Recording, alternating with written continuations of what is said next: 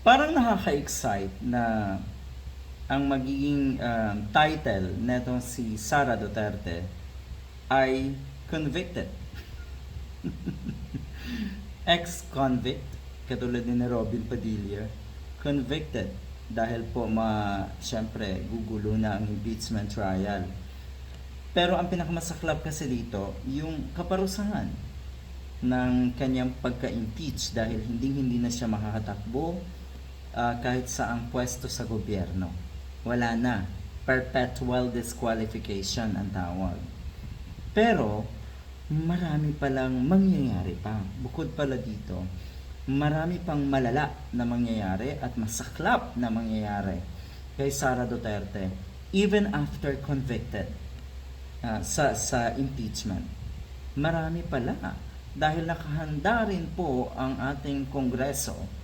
Ang ating Kongreso ay nakahanda rin sa mga kaso na isasampa laban kay Sara Duterte sa ombudsman. Malala ito. Huwag niyo kasing masino-sino yung mga kongresista na dati ko nung tinakot nga ni Digong.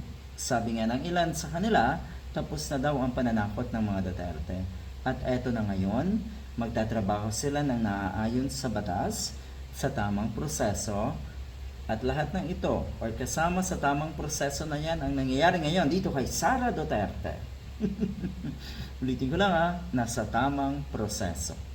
At overwhelming ang mga evidences, at nasa kamay na siyempre ng mga senador.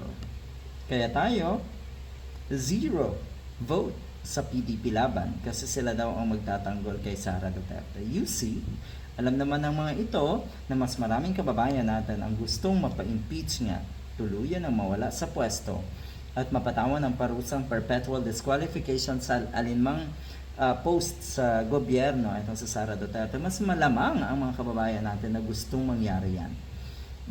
Sinabi ito na itong si Manila 3rd District Representative Joel Chua na maaaring kasuhan si Sara Duterte at obligahin, isa pa lang ito obligahin na ibalik ang pera ng taong bayan, ng gobyerno na hindi nagamit sa tamang paraan.